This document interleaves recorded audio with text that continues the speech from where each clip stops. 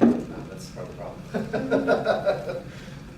Okay, so content is kind of the one I think, like you mentioned, somebody mentioned earlier. Oh, all the thing is they're differentiating by level. Yeah, this is sometimes I think that's what people think that's all differentiation is, and obviously that's not all it is. But that is one way. Basically, the content is the materials, the things that students are practicing, right? Which could be level. I mean, one of the strategies that was given to me we're going to Title I school is kind of similar to what many of us probably got in elementary school reading class, which, you know, it's like you're going to read the blue colored book today, you're going to read the yellow colored book, right? You get good shoes for your silent reading time. Anybody have that? No, just me. Remember that? I remember like one day, like, oh, you can read a green one or a blue one. I'm like, oh, I've never read a green one before. I'm going for the green one today. You know? So anyway, yeah. So it was kind of similar to that. In math class, they'd have to say, okay, we're going to break down our curriculum. We're going to have kind of 3 different levels, kind of on target, a little bit below, more advanced, and you're going to double photocopy this. You have like a on target with an easy, and then you have like a on target with a more difficult. And then you basically say to the students, you have to do, you know, X number on either side or something like that. And that was one of the strategies. It works okay, but oh my gosh, it's a lot of paper. It's really, really hard to do that. It's always one of those. Anyway. Process.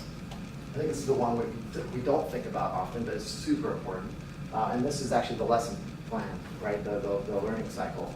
It's actually being able to adjust based on student need. And we'll dive into that in a minute.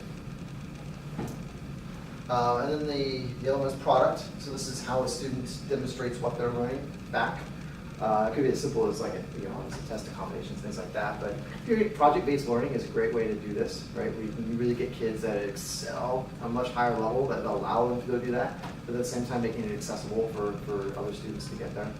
I don't know. Does anybody dive into project-based learning a bit in the classrooms? It can be a lot of fun. It can be one of the most rewarding experiences, at least I've had in my classrooms. And it really does allow for this. And the environment, this is probably one that teachers always do, right? It's natural. We're going to arrange our classrooms differently, create different learning environments. We're going to be grouping. We're going to maybe get them walking, doing a table walk, a board walk, whatever, right? We do this all the time. This one is pretty normal. So the research is really high on at least these two, so that's why we're spending most of our time here. If you can do some level of this, it does really have a strong educational impact, learning impact. So we talked a little tiny bit about content. Let's kind of dive into process. So one of the other things that came out in a lot of the research that I've done is that differentiation by process and by content is actually fairly common in elementary schools. It happens all the time. It just doesn't happen in secondary very often. So I think there's some obvious reasons for that. But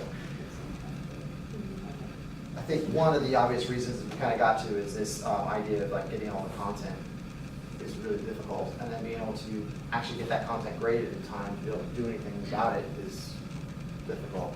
I wanted to go here for a second because I think there's a kind of a hidden thing that I think people don't realize.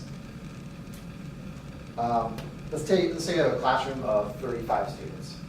By the way, my record was 47. Anybody beat it? Oh my gosh. Yeah, I've yet to find anybody that can beat that. 47. No I have joke. a friend that can beat it. You beat it? 49 or something. Or In one lab. Oh yeah, so I had I rolling. had 37 with my 30. class. There's It's almost too much. Yeah, I literally have rolling. You know, like those folding chairs, like you have for like the gym. Yeah, it was like literally one of those on the side with a rack. We had in a the classroom. folding chair in Yep. front of the teacher podium, yeah. And they come out and like kids were like raced to class because they didn't want to get there on the folding chairs and had to figure out. It was like really kind of socially awkward too sometimes because like you're crowded. And they're like, all right, I got to find a desk to sit next to, or it's just I really kind of felt bad. It was horrible. But yeah, so 47. But we'll just use 35. Let's assume we have 35 kids in our class. I don't think that's probably a fair number, right? Yeah. Okay. So assume we're teaching 5 classes a day. That's probably kind of normal. Maybe teach 6, but probably somewhere around there, right? So if you photocopy, if you made a photocopy every day for every student, you're really talking about 175 copies per day, right? It seems kind of reasonable. Maybe you don't do it every day, but I know often you were asked to like you know, if you have a daily practice, you also do an exit ticket, you know, so an extra thing, or, you know, there's all kinds of things, right? So I actually think my count was much higher than this, but let's say it was this. So then if you take that 175 per day and you multiply it by 180 days a year, you're looking at about 31,500 photocopies. And that's if you did one per day, no more, just one. Now, immediately I kind of go, ugh, like my environmental side kind of goes, I don't feel good about that. You know what I mean? So I don't know what, yeah. But there's another thing that hadn't really ever occurred to me before. I went down to a UPS store and I was like, so how much does it cost to make a photocopy, by the way, right? So I asked them, and they're like, well, it's about 12 cents a copy to make a black and white at the UPS store. Now, I assume we can do it a lot cheaper at the school district, but it's still probably, I just estimated, let's say it's just 10 cents a copy. So if you think about that, that's, you're literally, if you're only making one photocopy per day, you're spending over $3,000 just making photocopies. That's actually, that's an enormous amount of money. I never really thought about that. Include paper cost. Yeah, well, I'm assuming UPS has got the paper, the ink toner, they kind of, you know, figured out what a reasonable cost and margin is. But it doesn't include teacher time. It doesn't include teacher time at all. Teacher time goes way up when you start doing this. Yep. Yeah. Right, you know? Yeah.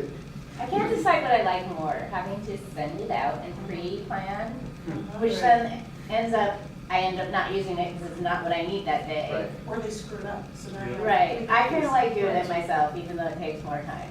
Well, This is what I the need. problem is when you send it out, you don't always, if you're trying to be like flexible in Yeah, your you process. can't be flexible. You can't be flexible, you have to be really rigid, so like it kind of goes, it's like an antithesis to good teaching I've wasted methods. so much money when I have to send it out. Yeah, it's almost more expensive, I agree. Yeah, so this is, again, this is why And you have to fix the copier when it jams. yeah.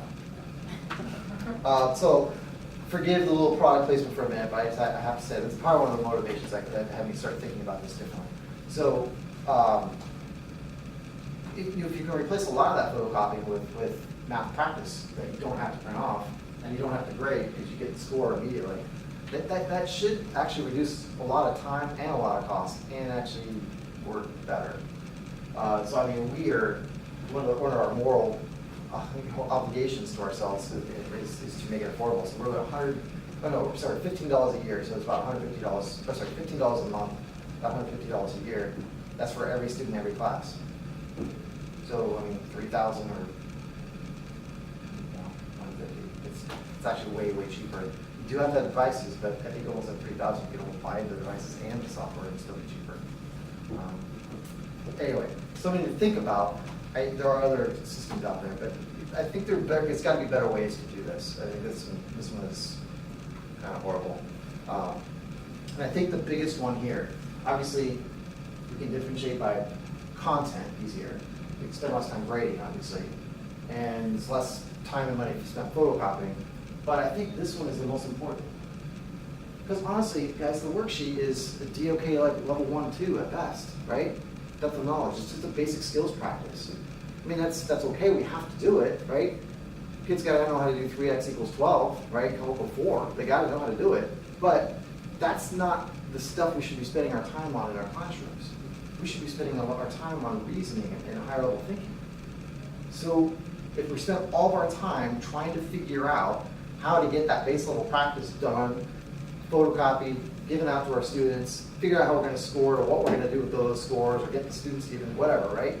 Then we're not doing this.